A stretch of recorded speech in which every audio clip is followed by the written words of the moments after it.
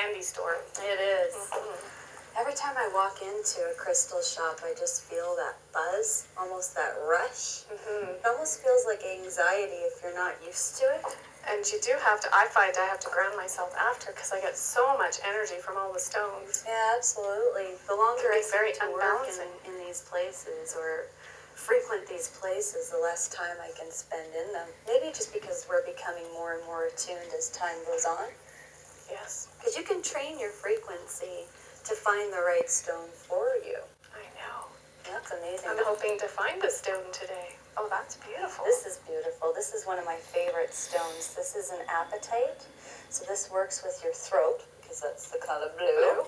It also draws in a lot of your heart energy because it's got the green tint to it.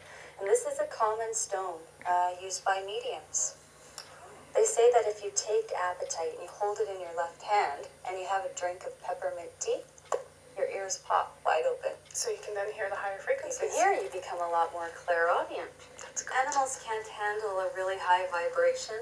So even if I'm doing a dream pillow, so a little mix that I can put under their cushion, the calcite is amazing.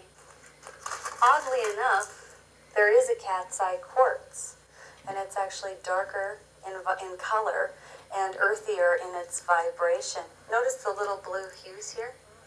That actually helps them communicate and be open and psychic, but grounded out at the same time. And another great stone to use would even be the zebra rock. That's very earthy. When you find they're getting too wired, especially if they're around kids or maybe something's happened in the home and they're just feeling a little at disease, just stick a little stone under their blanket or their cushion and it'll help calm them right down. That's all you have to do. It's really that simple. Obsidian is amazing. Actually, in the past, you could use it for scrying, so you could actually look right into it and see your future. Oh, mirror, mirror. Oh, look. Twins. No, 4. It's a neat stone. Oh. My eyes have been pulling me towards this location. The pink opal. You know what? It's so weird. I've been drawn to opals a lot lately. And pink is such a compassionate color. And I love pink. You know what they say is people who are finally drawn to pink are actually feeling worthy in their lives. It's about self-esteem and self-appreciation. So I must be getting there. Plus, opals are good for the crown. Crown chakra, absolutely. If you do it very, don't move. How does it feel? It feels like my head is wonking. I can actually feel that running. I can see it. Down my spine. You know what's interesting is I've had a bit of a lymphatic issue for the last couple of days. And I actually can feel it. Vibrating through there. Yeah, it's actually pulsing. pulsing. It going right to here. Now it's kind of shooting into the heart. And it's cool. The sensation is cool in the heart. It's kind of bolting down and shifting back up. Woo! Okay, I think I found the piece for me.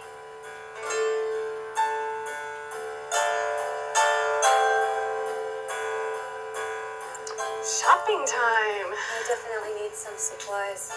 I see there's malachite over there. So you need a piece, just one? I actually need 2. This is for my mojo bags. And malachite is an amazing stone because it's very good for success. It actually helps people communicate during business meetings. It also ensures a safe trip if you're going away. Oh, very neat. And it is green, and we all refer to money as being the green. Exactly. Okay, maybe I'll take the carton. Take the stack. Take the stack. Pyrite, too. That's another great one for money and getting the solar plex going. It's really neat to look at. It's a little shiny. And I've always liked jasper. And jasper's related to money as well. And healing. And healing, absolutely. Physical healing. Grounding. And after being in a store like this, you certainly need to ground. The shamans actually use the jasper for peace offerings.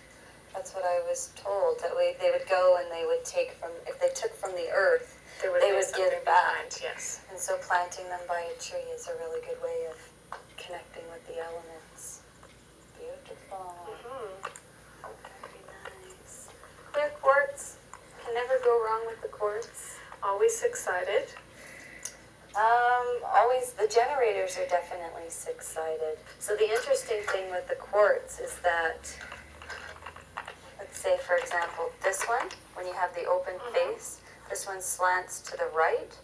So this would be a right-handed generator, which means anything that you're focusing on from the right side of the brain, you actually amplify. See, that's the thing with crystals, is that it has everything to do with the shape. So I mean, there's differences between the points, and there's differences between a sphere And clusters. and the pyramids. So the spheres are amazing, but the pyramids are cool, because what the pyramids actually represented, according to my knowledge, was the higher levels of consciousness. Yes. The 7 levels, and the point was that you would take that Hertzian energy, the ground energy, and you would shoot it up, and you would become the void. And I always find it also pulls the energy in depending on how you're working with it. So coming in through the point. You really can't make a mistake. I mean, nothing is actually going to hurt you. It's just for fun. And whatever you actually tell that crystal, it will take on that intent. I mean, there's really great books out there to teach you about the basics. The basics. About crystals. But ultimately, if you pick up an amethyst and you feel like that's money, you know what, if that's what your inner guidance system is telling you, then that's what you have to trust. And that's always how I tell people to pick a stone, is just to grab one, feel it, and if it feels right for them, go with it. Absolutely. Absolutely. I want all of them. I know. We could just take the whole store home.